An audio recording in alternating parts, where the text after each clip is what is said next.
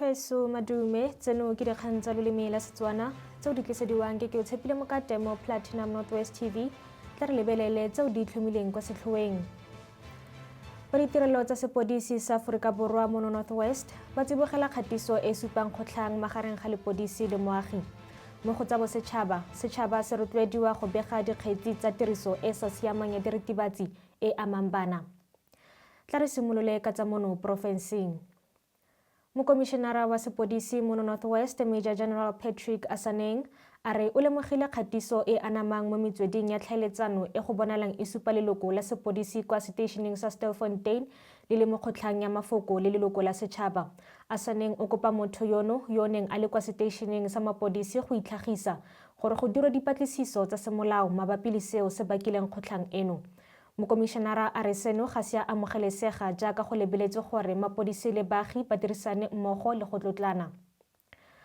Mo go tse dingwe tsa mono Northwest, mongwe wa babelaelwa ba le bararo ba ba tshwerweng ke ditlhopha tsa Vala Umgodi o tlhageletse lekgetlho la bobedi kwa kgotlatshekelo ya magistrata ya Stilfontein gompieno. Seno ke moraga gore a tshwarwe ka latshipi wa beke e fetileng ka ntlha ya teko ya polao, kgothoso le go nna le sethunya go se mo molaong. Sebueledi sa sepodisi mo porofenseng Brigadier Sabata Mokgwabone o tlhalosa ntlha eno go ya pele. Se ne le morago gore ba lephata la Vala Umgodi ko Stilfontein ba latedise tshedimosetso mme ba mo fitlhele a tshwere sethunya ga mmogo le marumo a tlhobolo a le 5 ko lekeišeneng la Khuma. Ka jalo sethunya seo se sa golagangwa le tiragalo ya go thubela mo lefelong la kgwebo ka Sedimonthole wa 2023 ko Klerksdorp ko gone go ileng ga begwa fa go utswe dithunya di feta 100.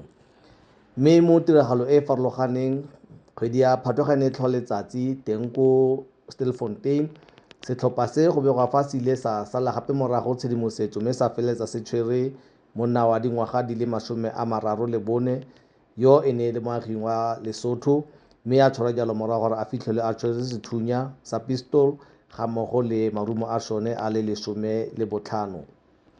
Dipatlisiso tse di dirilweng morago gore monna o a tshwarilwe tsa bontsha fa sethunya seo se ne se begilwe gore se utswitswe ko Welkom ko porofenseng ya Free State mme se ne se begwa jalo gore se utswitswe ka Ngwanatsele wa 2016.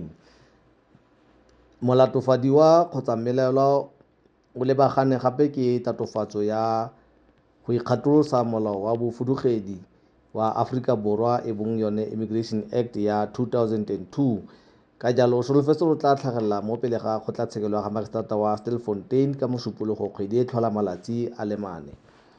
Mme ko Skeerport gaufi le Hartbeespoort Dam le setlhopha se sengwe sa borongwa gape sa Vala Umgodi le sone se tshwere monna morago gore a fitlhelwe a tshwere sethunya sa 9mm ga mmogo le marumo a sone a le 2. Mme monna yo o solofetse gore o tla tlhagelela mo pele ga kgotlatshekelo ya magistrata wa Brits ka Mosupologo kgwedi e tlhola malatsi a le 4 mme ene o tla ba lebagane le tatofatso tsa go nna le sethunya ga mmogo le marumo e se go ya ka molao. Mapodisa ba ile ba gapa gape dilwana tse di akaretsang pompo ya metsi, garawe ga mmogo le dihamore. Mme mokomišenara wa Namosa tshwere mo porofenseng e bo Major General Patrick Asaneng o ka ile fa go gapiwa ga dithunya tse di seng mo molaong mo babelaelweng ba ba kotsi ebile ba amega mo bosenying jo bo masisi ke sesupo sa gore letsholo le a dira mme ebile e seng fela mo go epeng e se ka fa molaong le gore so se se tlisa matshosetsi a dirwang ke go tlala ga dithunya tse di seng mo molaong. Re di wetsa fa tsa porofense mme re tsena mo go tsa bosetšhaba. Mokgatlho wa Save the Children South Africa o tshwenyegile ka gore bana ba bannye ba patelediwa go dirisa diritibatsi mo nageng.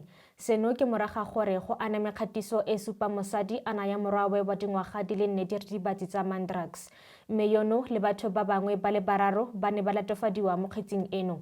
Mosadi yono o tlhageletse kwa kgotlatshekelo ya kgaolo ya Johannesburg gompieno ka ditatofatso tsa tiriso ya diritibatsi e sa siamang.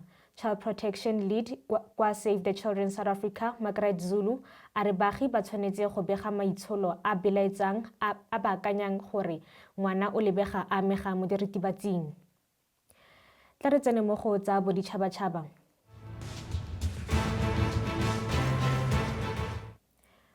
Mokgatlho wa Palestine Red Crescent o latofaditse masole a Iseraele ka go itlhasela ntlokgolo ya one kwa Gaza Strip, a bolaya modiri a le mongwe le go gobatsa ba bangwe ba le bararo. Mokgatlho o thusang batho o kaile fa tlhaselo e bakile molelo kwa kagong mo mosong wa maabane. Israel Defense Forces e boleletse ba BBC gore e sekaseka kgang ya gore kago ya PRCS e ne ya sengwa le gore batho ba ba sa amegang mo lefelong la Khan Younis ba ne ba gobadiwa ka tlhaselo ya IDF. Re diwetsa fa tsa boditšhabatšhaba mme re tsena mo go tsa kgwebo. Lefapha la Dipalangwa le amogetse tlhatlhobo ya dibuka tsa matlole ya ntlha e phepa mo dingwageng tse 31. Tona ya lefapha Barbara Creezy le motlatsa tona Mkhule Kohlengwa ba re dipholo tsa tlhatlhobo e phepa e dirilweng ke morunikakaretso wa Aforika Borwa ke kgato e siameng go ya kwa botsamaising jo bo maikarabelo le bo bophepa. Creezy le Hlengwa ba re dipholo tseno ke ka ntlha ya maitlamo a lefapha a puso e ikarabelang ka botlalo. Tla re tsene mo go tsa metshameko.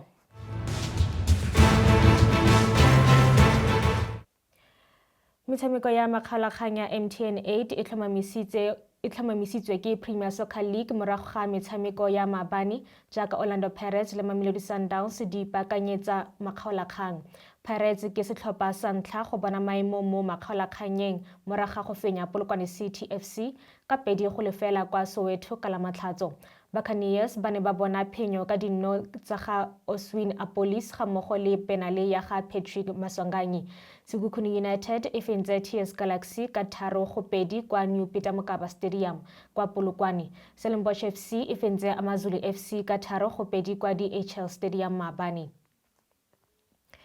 Mo go tse dingwe tsa metshameko, motshameki wa Proteas Women Nkhululeko Lefty Mlaba o supile gore o tla tlhoma mogopolo mo go ipaakanyetseng sejana sa lefatshe sa cricket sa basadi se se tlang kwa India monongwaga. Seno se latela katlego ya gagwe e gakgamatsang kwa dikabong tsa Cricket South Africa ko a neng a amogela dikgetho di le 4 mo go tse 5. E ne le mamogedi yo itsegeng thata mo tiragalong eo, a amogela dikgele di le 4. Nkhululeko o buile seno. I'll say we are fighters, we don't give up.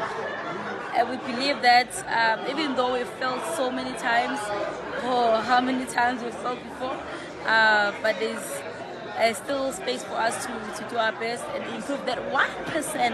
Because I feel like it's not a lot, just 1% for us. And yeah, we're gonna bring the trophy at home. The hunger for me is still winning the World Cup, whether it's an ODI World Cup or it's a T20 World Cup. But bringing a trophy at home would make me in peace, to be honest. That's one thing that I want. That's the hunger I have. Winning the trophy, bring the trophy at home. Tla jaanong re diwetse ka tseo di itlhomileng kwa setlhoeng. Ba ditirelo tsa sepodisi sa Aforika Borwa mo Northwest ba tsibogela kgatiso e supang kgotlhang magareng ga lepodisi le moagi. Mo go tsa bosetšhaba, setšhaba se rotloediwa go bega dikgetsi tsa tiriso e sa siamang ya diritibatsi e amang bana. Re diwetsa fa mogaetsho go fitlhela re kopana gape mo nakong e tlang ke o Tshepile Mokate, motho eso sala sentle.